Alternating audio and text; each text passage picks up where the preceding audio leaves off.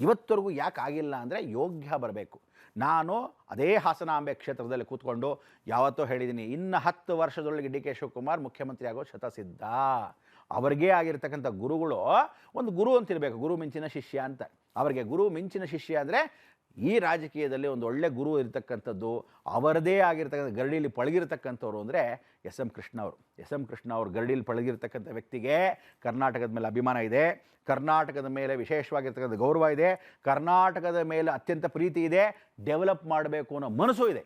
S M Krishna ಅವರು ಈ ಕರ್ನಾಟಕವನ್ನು, ಈ ಬೆಂಗಳೂರನ್ನು ಇಡೀ ಜಗತ್ತು ನೋಡಲೇಬೇಕಂತ ಏನು ಪಣ ತೊಟ್ಟಿದ್ರು, ಹಾಗೆ ಅದೇ ಐಡಿಯಾನ ಇವತ್ತು ಒಳ್ಳೆ ಸಂಸ್ಕೃತವಾಗಿ ಸಂಸ್ಕಾರವನ್ನು ಕಲಿತು ವಿಶೇಷವಾಗಿರ್ತಕ್ಕಂಥ ಸಂಸ್ಕೃತಿ ಓದಿ ಎಲ್ಲವೂ ಬಲ್ಲಿರ್ತಕ್ಕಂಥ ವ್ಯಕ್ತಿ. ಯಾರ್ಯಾರೋ ದೊಡ್ಡ ಶಿಖಾಮಣಿಗಳೆಲ್ಲ ಮುಖ್ಯಮಂತ್ರಿಗಳಾಗಿದ್ರಪ್ಪ ಆ ಕಾಲದಲ್ಲಿ.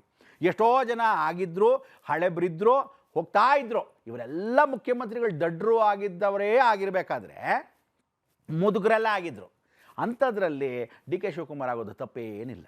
ಮೊನ್ನೆಗೂ ಅಷ್ಟೇ ಸಿದ್ದರಾಮಯ್ಯವರು ಅಕಸ್ಮಾತ್ ಮುಖ್ಯಮಂತ್ರಿ ಆದರೆ ನಮಗೇನು ಅಭ್ಯಂತರ ಇಲ್ಲ, ಹೈಕಮಾಂಡ್ ಏನೇನು ಹೇಳಿದ್ರೆ ಅದನ್ನು ತಲೆಬಾಗಿ ನಾವು ಅವ್ರ ಜೊತೆ ಇರ್ತೀವಿ.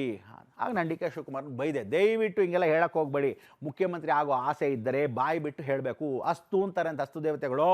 ಜಯ ವಿಜಯರು ಹೆಂಗೆ ಪಕ್ಕದಲ್ಲಿ ಇರ್ತಾರೋ ಹಾಗೆ ಚಿತ್ರಗುಪ್ತರು ಅಸ್ತು ಅಸ್ತು ಅಂತಿರ್ತಾರೆ. ಯಾಕೆ ಹೇಳಬೇಕು? ಬೇಕಾಗಿಲ್ಲ. ನಾನು ಮುಖ್ಯಮಂತ್ರಿ ಆಗಲೇಬೇಕು. ಯಾಕೆಂದರೆ ರಾಂಗ್ ಮೆಸೇಜ್ ಹೋಗುತ್ತೆ ಜನಗಳಿಗೆ. ಅಯ್ಯೋ ಡಿ ಕೆ ಶಿವಕುಮಾರೇ ಇಷ್ಟಪಟ್ಟಿಲ್ಲ ಮುಖ್ಯಮಂತ್ರಿ ಆಗೋಕ್ಕೆ, ಯಾಕೆ ಸುಮ್ಮನೆ ಬಲವಂತ ಮಾಡ್ತಿಲ್ಲ ಅಂತ ಮಾಧ್ಯಮದಲ್ಲಿ ಹರಡ್ಬಿಡ್ತಾರೆ. ಅಥವಾ ಜನಗಳು ಯಾವುದೋ ಬಾಯಿಂದ ಬಾಯಿಗೆ ಹೇಳ್ತಾರೆ. ಹಾಗೆಲ್ಲ ತಲೆ ಕೆಡಿಸ್ಕೋಬೇಡಿ. ಡಿ ಕೆ ಶಿವಕುಮಾರು ಪ್ರಯತ್ನ ಪಟ್ಟಿದ್ದಾರೆ, ಯಶಸ್ಸು ಕೀರ್ತಿ ಪದವಿ ಬಂದಿದೆ, ಒಳ್ಳೆ ಸ್ಥಾನಮಾನ ಗೌರವ ಆಗಿರ್ತಕ್ಕಂಥದ್ದು, ಉಪಮುಖ್ಯಮಂತ್ರಿಗಳಾಗಿರ್ತಕ್ಕಂಥ ಅವಕಾಶಗಳು ಎಷ್ಟೋ ಆಗಿದೆ. ಆದರೂ ಸಹ ಈಗ ಮುಖ್ಯಮಂತ್ರಿ ಆಗೋದು ತಪ್ಪೇನಿಲ್ಲ. ಆಗ್ತಾರೆ, 1000% ಆಗ್ತಾರೆ. ಅವ್ರಿಗೆ ಒಂದು ಒಳ್ಳೆ ಹಿತವಚನ ಹೇಳ್ತಕ್ಕಂಥವ್ರು, ಜ್ಯೋತಿಷ್ಯ ಪಾಂಡಿತ್ಯದಲ್ಲಿ ಗೊತ್ತಿರ್ತಕ್ಕಂಥವ್ರು, ಅವರಿಗೇ ಆಗಿರ್ತಕ್ಕಂಥ ದಾರಿಯನ್ನು ಸದಾಕಾಲದ ತೋರಿಸಿದ್ದವರು ದ್ವಾರಕಾನಾಥ್. ಅದಕ್ಕೆ ಅವ್ರನ್ನ ರಾಜಗುರು ಅಂತ ಕರೆದರು. ದ್ವಾರಕಾನಾಥ್ ಹೇಳಿರ್ತಕ್ಕಂಥದ್ದು ಏನಂದರೆ ಸತ್ಯನಾರಾಯಣ ಅನುಗ್ರಹ ಪೂಜೆಯನ್ನು, ದತ್ತಾತ್ರೇಯ ಪೂಜೆಯನ್ನು, ಅಮ್ಮನವರ ಪೂಜೆಯನ್ನು ಮಾಡಿಸಿದ್ರು. ಅದೇ ರೀತಿ ನಾನು ಸ್ವತಃ ಗಾಯತ್ರಿಯನ್ನು, ಶೃಂಗೇರಿ ಪೂಜೆಯನ್ನು, ಜಗದ್ಗುರುಗಳ ಅನುಗ್ರಹವನ್ನು ಪಡಿಸಿರ್ತಕ್ಕಂಥ ವ್ಯವಸ್ಥೆ ಡಿ ಕೆ ಶಿವಕುಮಾರ್ ಅವ್ರಿಗೆ ನಮ್ಮ ಥರ ಎಷ್ಟೋ ಜನ ಹೇಳಿರ್ತಕ್ಕಂಥದ್ದು ಇದೆ.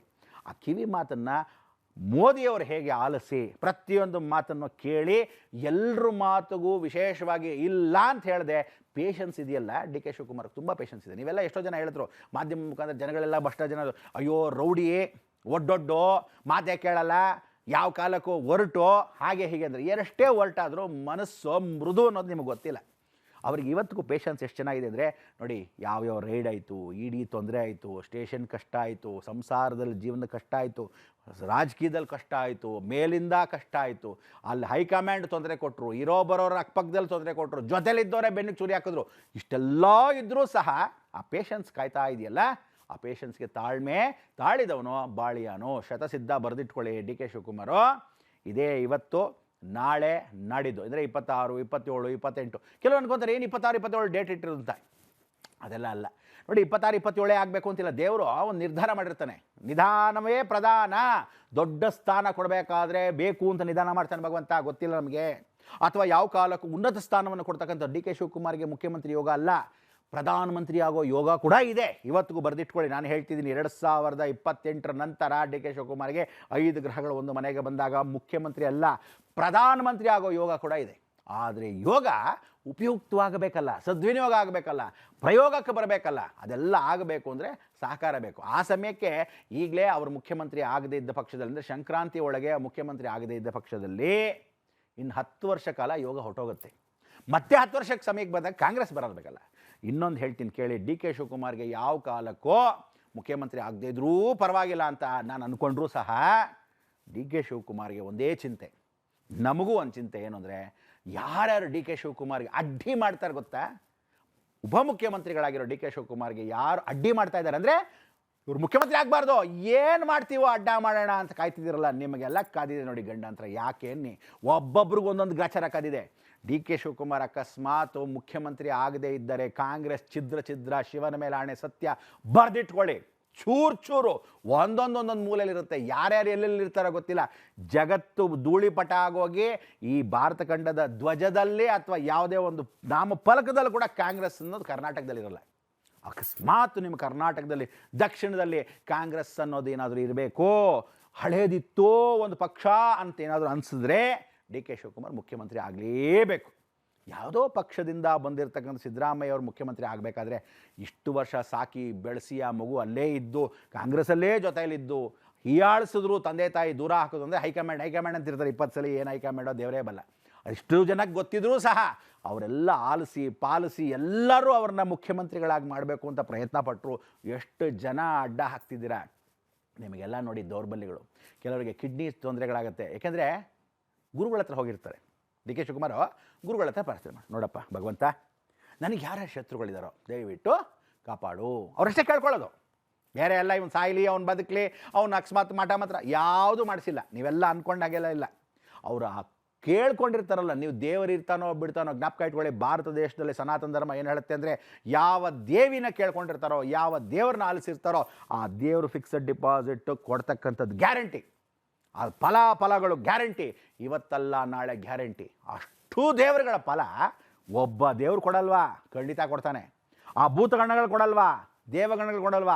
ಒಂದು ಪ್ರೈಮ್ ಮಿನಿಸ್ಟ್ರಿಗೆ ಅಷ್ಟೊಂದು ಜನ ಸೆಕ್ಯೂರಿಟಿ ಇರಬೇಕಾದ್ರೆ, ಒಂದು ಚೀಫ್ ಮಿನಿಸ್ಟ್ರಿಗೆ ಅಷ್ಟು ಸೆಕ್ಯೂರಿಟಿ ಇರಬೇಕಾದ್ರೆ, ಜಗನ್ಮಾತೆ ಅವಳಿಗೆ ಎಷ್ಟು ಸೆಕ್ಯೂರಿಟಿ ಇದೆ, ಎಷ್ಟು ಭೂತಗಣಗಳು, ಎಷ್ಟು ದೇವಗಣಗಳು, ಏನೇನು ಗಣಗಳಿದೆ ಅವರೆಲ್ಲ ಸಹಕರಿಸಿರ್ತಾರೆ.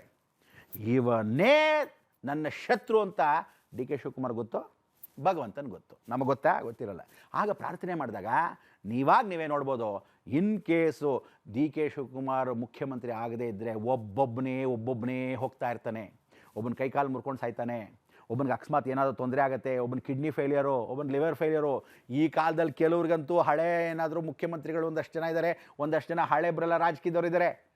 ಒಂದಕ್ಕೆ ಹೋಗೋ ಮಲಮೂತ್ರ ವಿಸರ್ಜನೆ ಆಗದೇ ಇರೋ ಹಾಗೆ ಪ್ಯಾಕೆಟ್ಗಳು ಇಟ್ಕೊಂಡು ಓಡಾಡ್ತಾರೆ. ಕರ್ಮ, ಪ್ರಾರಬ್ಧ ಕರ್ಮ. ಕರ್ಮಣ್ಯೇವಾಧಿಕಾರಸ್ಯ ಮಾ ಫಲೇಶು ಕದಾಚ. ಅಂಥ ಕರ್ಮಗಳು ಅನುಭವಿಸ್ತಾ ಇವತ್ತು ವಿಧಾನಸೌಧಕ್ಕೆ ಹೋಗ್ತಾ ಇದ್ದಾರೆ. ವಿಧಾನಸೌಧದಲ್ಲಿ ಜಯಚಾಮರಾಜ ಒಡೆಯಂದರು ಓಡಾಡಿದ್ದು, ಸರ್ ಎಂ ವಿಶ್ವೇಶ್ವರ ಓಡಾಡಿರೋದು, ಕೆಂಗಲ್ ಹನುಮಂತಯ್ಯವರು ಓಡಾಡಿರೋದು. ಚೆನ್ನಾಗಿರಲಿ ರಾಜ್ಯ. ಈ ಪದವಿ, ಈ ಕ್ಷೇತ್ರದಲ್ಲಿ ಇಲ್ಲಿರ್ತಕ್ಕಂಥ ಪಾರ್ಲಿಮೆಂಟೇರಿಯನ್ನು ಇವತ್ತೇನಿದೆ ಸಭೆ, ಆ ರಾಜ್ಯಸಭೆ ಆಗಲಿ, ವಿಶೇಷವಾಗಿ ಲೋಕಸಭೆ ಆಗಲಿ, ಏನು ಕೇಂದ್ರದಲ್ಲಿದೆ, ಹಾಗೆ ನಮ್ಮಲ್ಲಿರ್ತಕ್ಕಂಥದ್ದು ವಿಶೇಷವಾಗಿ MLA MP ಗಳ ಜೊತೆಗೆ MLCಗಳು ಚೆನ್ನಾಗಿರಲಿ ಅಂತ ವಿಧಾನಸೌಧನ ಕಟ್ಟಿರೋದು. ಏನಕ್ಕೆ ಅಂದರೆ ಒಂದೊಳ್ಳೆ ಶಾಸನಾಂಗ ನಡೀಲಿ. ಒಂದು ಒಳ್ಳೆ ಮೇಲ್ಬೇನು ಬರೆದಿದ್ದಾರೆ, ಗಾಡ್ಸ್ ವರ್ಕ್ ಅಂತ ಬರೆದಿದ್ದಾರೆ. ಪ್ರತಿಯೊಬ್ಬ ಮನುಷ್ಯ government's work is God's work ಅಂದರೆ ಕರ್ತವ್ಯಂ ದೈವ ಮಾನ್ವಿಕ, ಕರ್ತವ್ಯ ಮಾಡೋ ಒಂದು ಅಂತ ಒಬ್ಬನೂ ಕರ್ತವ್ಯ ಮಾಡ್ತಿಲ್ಲ. ಮೊದಲಾದರೆ 100 ರೂಪಾಯಲ್ಲಿ 25 ರೂಪಾಯಿನೂ ತೊಗೊಳ್ದೆ, 25 ಪೈಸಾನೂ ತೊಗೊಳ್ದೆ, 100 ರೂಪಾಯಿನೂ ಖರ್ಚು ಮಾಡ್ತಾಯಿದ್ರು ಜನಕ್ಕೋಸ್ಕರ. ಅಂದರೆ ಆ ಸರ್ಕಾರಗಳು ಎಷ್ಟೋ ಜನ ಒಳ್ಳೆಯವರಿದ್ದರು. ವೀರೇಂದ್ರ ಪಾಟೀಲ್ ಅವರಿದ್ದರು, SR ಬೊಮ್ಮಾಯಿ ಅವರಿದ್ದರು. ಎಂಥ ವಿಶೇಷವಾಗಿರ್ತಕ್ಕಂಥ ಕಾಂಗ್ರೆಸ್ ಲೀಡರ್ಗಳು ಅಂದರೆ ಆ ಕಾಲದವ್ರನ್ನೂ ನೆನೆಸ್ಕೋಬೇಕು. ಅಂಥ ಜೊತೆಗೆ ಬಂಗಾರಪ್ಪ ಅವರಿದ್ದರು, ಗುಂಡೂರಾಯರಿದ್ದರು. ಎಷ್ಟು ಚೆನ್ನಾಗಿತ್ತು. ಅವರೆಲ್ಲ ವಿಶೇಷವಾಗಿರ್ತಕ್ಕಂಥ ಮಂತ್ರಿಗಳು ಆಗಿದ್ದರು, ಕಾಂಗ್ರೆಸ್ಸಲ್ಲಿದ್ದರು. ನಾನು ಬಿಳಿ ಟೋಪಿ ಹೆಂಗೆ ಹಾಕ್ಕೊಂಡಿದ್ದೀನಿ, ಶ್ವೇತವಾಗಿರ್ತೀನಿ ಅಂಥೇಳಿ ಕೆಲಸವನ್ನು ಮಾಡ್ತಿದ್ರು. ಇನ್ನೊಂದಷ್ಟು ಜನ ಬಂದರು, 25 ರೂಪಾಯಿ ನುಂಗ್ತಾ ಇದ್ದರು, 75 ರೂಪಾಯಿ ಕೆಲಸ ಮಾಡೋರು. ಇನ್ನೊಂದಷ್ಟು ಜನ ಇದ್ದರು 50 ರೂಪಾಯಿ ನುಂಗ್ತಿದ್ರು, 50 ರೂಪಾಯಿ ಕೆಲಸ ಮಾಡ್ತಾಯಿದ್ರು. ಇನ್ನೊಂದಷ್ಟು ಜನ ಬಂದರು 75 ನುಂಗ್ಬಿಡ್ತಾಯಿದ್ರು, 25 ಮಾತ್ರ ಕೆಲಸ ನೋಡ್ತಾ ಇದ್ವಿ. ಈಗ ಬಂದಿರೋ ದರಿದ್ರ ಸಮಯ ಹೆಂಗಿದೆ ಅಂದರೆ 25 ಪೈಸಾ ಕೆಲಸ ಕೂಡ ಆಗದೆ ಎಲ್ಲವನ್ನೂ ಗುಳುಮಂತ ನುಂಗಿ ಗುಡಿಸಿ ಗುಂಡಾಂತರವಾಗೋದ್ರ ಸಮಯ. ಆದರೆ ಈಗಲೂ ನಾವು ಎಚ್ಚರಿಸ್ಕೊಳ್ಳದೆ ಇದ್ದರೆ ಜನಗಳು, ಸಾರ್ವಜನಿಕರಿಗೆ, ಎಲ್ಲ ಜಾತಿ ವರ್ಗದವ್ರಿಗೂ, ಎಲ್ಲ ಧರ್ಮದವ್ರಿಗೂ, ಜಗತ್ತಲ್ಲಿ 2 ಜಾತಿ, ಸ್ತ್ರೀ ಮತ್ತು ಪುರುಷ. ನಮ್ಮ ಕರ್ನಾಟಕ ಉಳಿದೇ ಇದ್ದ ಪಕ್ಷದಲ್ಲಿ, ಈಗ ಅಕಸ್ಮಾತ್ ಒಂದು ಒಳ್ಳೆ ಮುಖ್ಯಮಂತ್ರಿ ಬರದೇ ಇದ್ದ ಪಕ್ಷದಲ್ಲಿ, ಚೇಂಜ್ ಆಗದೇ ಇದ್ದ ಪಕ್ಷದಲ್ಲಿ, ಕರ್ನಾಟಕ ಅಲ್ಲ ಪಕ್ಕದ 2 ರಾಜ್ಯಗಳಲ್ಲಿ ಕಾಂಗ್ರೆಸ್ಸು ಧೂಳಿಪಟ ಆಗಿಬಿಡುತ್ತೆ. ಬರೆದಿಟ್ಕೊಳ್ಳಿ. ತೆಲಂಗಾಣಲ್ಲೂ ಹೋಗುತ್ತೆ, ಎಫೆಕ್ಟ್ ಆಗುತ್ತೆ, ಈ ಕಡೆ ಪಕ್ಕದಲ್ಲೂ ಎಫೆಕ್ಟ್ ಆಗುತ್ತೆ. ಆದ್ದರಿಂದ ವೀರಬ್ರಹ್ಮಯ್ಯ ಸ್ವಾಮಿ ಚರಿತ್ರೆಯಲ್ಲಿ ಬರೆದಿದೆ. ಏನಂತ ಬರೆದಿದೆ? ವಿಶೇಷವಾಗಿ ಕ್ಷತ್ರಿಯನೊಬ್ಬನು ಆಳುತ್ತಾನೆ. ಇಂಥ ಒಂದು ಪುಷ್ಯಮಾಸ ಸಮಯದಲ್ಲಿ 2025ರಿಂದ 28 ವರ್ಷದಗೆ ಒಂದೊಳ್ಳೆ ಕ್ಷತ್ರಿಯನು ಕೆಂಪೇಗೌಡರ ವಂಶಸ್ಥನೋ ಆಳುತ್ತಾನೆ ಅಂತ ಬರೆದಿದೆ. ಆಗ ಗೌಡ್ರ ವಂಶಸ್ಥರಲ್ಲ, ಪ್ರೆಸ್ಟೀಜ್, ಆಳ್ಳಿ ಬಿಡಿ. ಇವತ್ತು ವಿಶೇಷವಾಗಿರ್ತಕ್ಕಂಥ ಡಿ ಕೆ ಶಿವಕುಮಾರ್ ಅವರು ಆಳ್ಳಿ, ಒಳ್ಳೆಯದಾಗಲಿ. ಒಂದೊಳ್ಳೆ ಮಂತ್ರಿಗಳಾಗಿರೋ ಪಕ್ಷದಲ್ಲಿ ಇವತ್ತು ಆಗಬೇಕಾದ ಸಮಯದಲ್ಲಿ ಯಾವ ಕಾಲಕ್ಕೂ ನಮಗೇನು ಅಪೇಕ್ಷೆ ಇಲ್ಲ. ನಮ್ಮ ಕಾಲಕ್ಕೂ ನಾವೇನು ಅವ್ರಿಗೇನು ಜೊತೆಗೆ ದುಡ್ಡು ಕೊಟ್ಟು ಬ್ರಹ್ಮಾಂಡ ಗುರುಗಳು ಮಾತಾಡಿದ್ರು, ಇಂಥದ್ದು ನಮಗೆ ಯಾವುದೂ ಬೇಕಾಗಿಲ್ಲ. ಯಾಕೆಂದರೆ ಅವತ್ತೇ ಕೇಳಿಬಿಟ್ರು, ನಿಮಗೇನು ಬೇಕು ಗುರುಗಳೇ ಅಂತ. ನನಗೇನೂ ಬೇಡ ಅಂದೆ.